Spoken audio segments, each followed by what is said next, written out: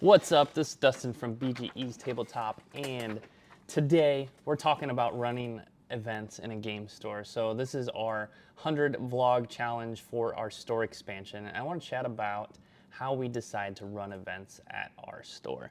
So we missed a couple days. The weekend just kind of got away from me, and then Monday I take off, and then Tuesday I'm like, oh no, I gotta do a vlog, and I'm gonna do one on Tuesday and say, oh, we just missed a couple. But Tuesday got away from me. I went to a school in Northridge here locally, and we did our Dungeons and Dragons club out there. So a little busy Tuesday, and then we were just busy in the evening, and I should have maybe done it at night, but I totally spaced it. I was about to install the TV, and then realized I was too tired to even do that, and I ended up calling someone to come do that today because it'll save me some time and effort. It's a really big TV, and someone's gonna come install it this morning. And that'll be the next video. We'll talk about our layout and choices I've made for why we decided to go with the layout we did. That'll be the next video. We'll do that. But today I want to talk about events. So we've been a store for almost 4 years. April will be year 4. I want to go back, so you can see my computer a little bit here, but I want to go back all the way to August. So this is what our calendar looked like in August. Our events for the store in August. I don't know if we can zoom in there because we're facing this way, but pretty manageable. We really only ran maybe one event a day. It was rare that we had multiple events. Well, I guess not super rare. Like Friday, we did our Friday Night Magic D&D create a character session and a streaming in the morning. But then if you go to our last month, I don't want to go to October because I hit all that stuff since I was using that page to create November's events, but you can see it got a lot busier. We have several days of the week where we're doing multiple events. And now I've had to create a new format for our event plan for the back end, because now not only are we having multiple events a day, but we're having multiple events running at the same time in the play area or the event space. So I've had to kind of redesign our layout for setting up our events. And this takes a pretty long time. Like when I start working on this, it probably takes me 3 to 5 days to finalize the calendar. So usually I plug away on the first 2 days and really get this set in place. Look at all the major events we're running, and then I kind of plan around those. And then I have to take this and put it on our store calendar.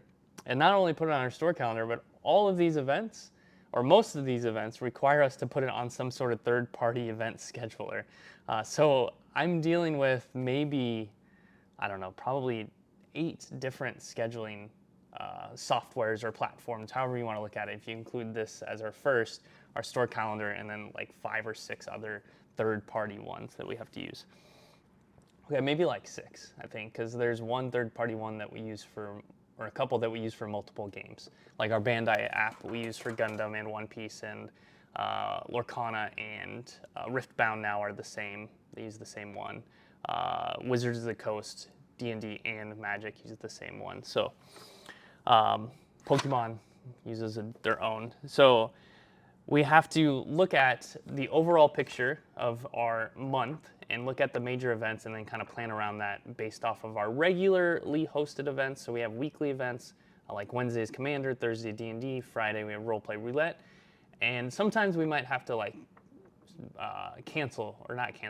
take a week off from one of those events because we have something else major going on. Like our Roleplay Roulette is normally Fridays, but if there's a Magic pre-release or another major release, we can't do that Roleplay Roulette in the past. Now we should be able to do Roleplay Roulette almost every Friday, unless we get to the point where our pre-releases or those major events are filling up the entire event space, which we're at probably going to be at 44 seats with being able to add an additional 4. So 44 to 48 if needed for major events.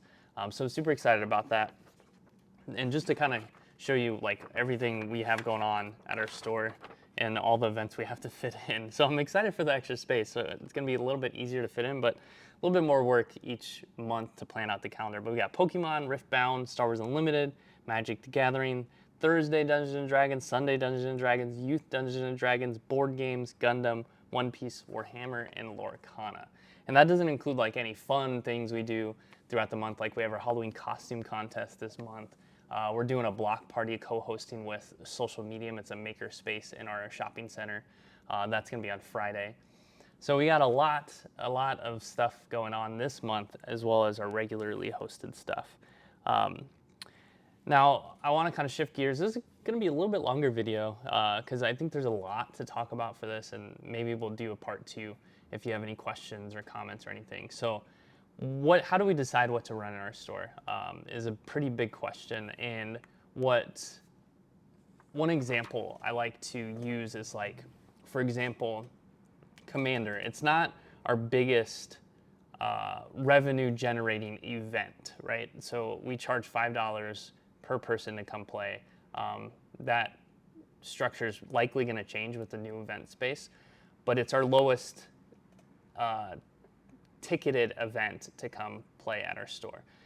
It's our fullest event though too. So usually that's kind of the case. If something is not as expensive, it's easier to attend and easier to come to. So on the flip side, some of our major events like our store championships or Pokemon League Cups, which are quarterly, all of our like quarterly TCG events, those are our biggest revenue generators per ticket, as well as our Youth D&D is another one. The TCG is a little bit less expensive to run because with our TCGs, we can have staff at the register that's already on the register managing the event. So the labor is kind of shared there.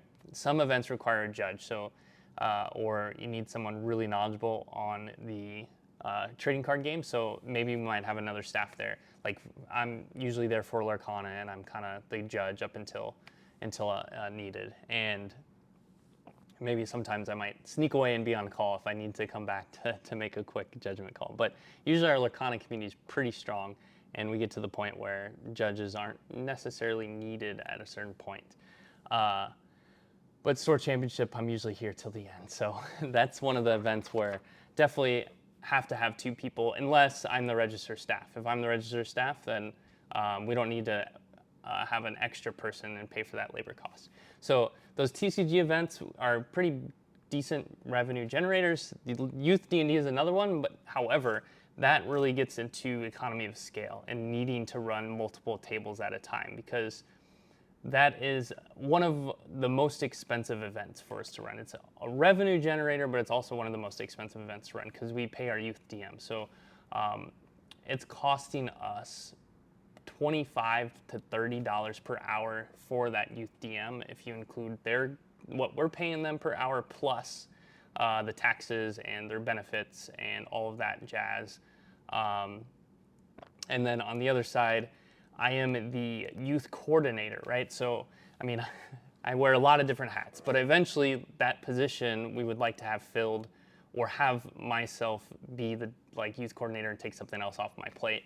And that is a position that would be paid too. So obviously that youth coordinator is not at each table, but they're overseeing all of the tables that are happening to help support the DMs if they need it. So that's an extra labor cost with that. And again, like usually I'm here, I'm also the register staff, so it's a way to kind of share that cost across different things that are needed to run the store.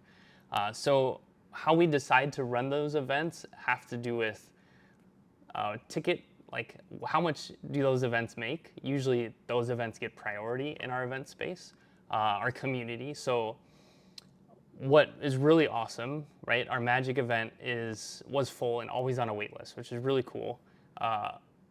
However, it was not a determining factor for growth because again, that was our lowest ticketed event. It really, like those $5 are helpful, everything helps, but it's not a factor to say, hey, let's expand, which we were able to expand because those players, that community comes and supports and comes and shops with us beyond just purchasing those tickets.